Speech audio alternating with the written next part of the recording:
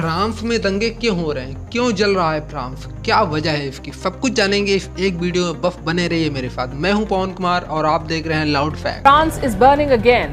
The French government has said it is considering all options, including declaring a state of emergency. Well, in France, people are rallying for a third day. The office of French President Emmanuel Macron says he will be holding another emergency government meeting later on. 27 जून 2023 17 वर्षीय नाहिल नाम के एक लड़के को police कर्मियों द्वारा गोली मारकर हत्या कर दी जाती है। नाहिल अल्जीरियाई मूल का मुस्लिम समुदाय का लड़का था। तब से लेके अब तक फ्रांस में दंगे भड़के हुए हैं। कार, बस, लाइब्रेरी, पुलिस स्टेशन, बिल्डिंग, जो भी मिल रहा है दंगाइयों को सब कुछ जलाकर राख कर दे रहे हैं। क्या ये दंगा नेचुरल तरीके से हो रहा है या फिर कोई करवा रहा है? क्योंकि नाहिल की मां ने मीडिया के सामने कहा कि सारे पुलिसकर्मी दोषी नहीं है, जिस व्यक्ति ने मेरे बेटे की हत्या की है मात्र और मात्र वही दोषी है।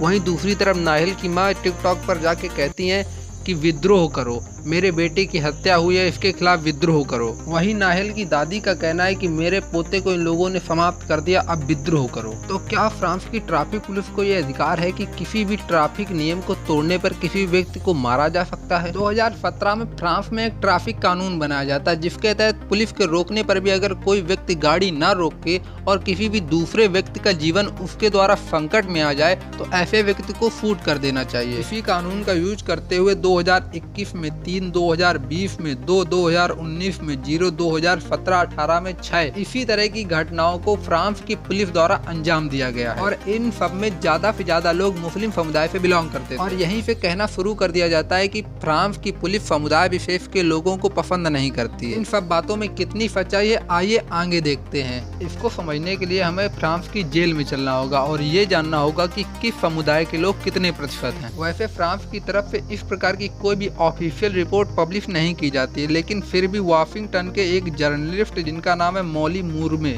उन्होंने 2008 में एक सर्वे किया और उन्होंने बताया कि एक विशेष समुदाय के लोग 70 से 60% फ्रांस की जेल में कैदी के रूप में बंद हैं। अब तो आपको ये पता चल ही गया होगा कि फ्रांस की पुलिस किसी विशेष समुदाय पे हेट नहीं करती, बल्कि ये लोग काम ही उस प्रकार का करते हैं जिससे इन लोगों को जेल जाना पड़े। इस बात को यही समाप्त करते हुए अब देखते हैं विद्रोहियों की तरफ। विरोध प्रदर्शन को शांतिपूर्ण तरह से भी किया जा सकता है। जिस प्रकार से ये विद्रोही विरोध प्रदर्शन कर रहे, ये विरोध प्रदर्शन कम गृह युद्ध ज्यादा लग रहा है। साल 2005 में फ्रांस में एक भयंकर उपद्रव हुआ जो कि 21 दिनों तक चला, जिसमें गाड़ियां, बिल्डिंग सब कुछ जला दी गई।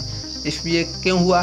क्योंकि एक अफ्रीकी मूल के मुस्लिम लड़के की हत्या हो गई। साल 2009 का उपद्रव जिसमें 300 से अधिक गाड़ियों को जला दिया गया क्योंकि एक अल्जीरियाई निवासी की पुलिस कस्टडी में मौत हो गई थी। 13 नवंबर 2015 का उपद्रव जहां 130 लोगों की जान चली गई। लेकिन इसी साल फ्रांस की पेंशन योजना का विद्रोह हुआ जो कि फ्रांस के मूल निवासियों ने किया, लेकिन इसमें कोई इस प्रकार का उपद्रव नहीं हुआ। और इस विद्रोह में फ्रांस के मूल निवासी मुस्लिम भी शामिल हुए। अब ये समझते हैं ये लोग वहाँ आए कैसे?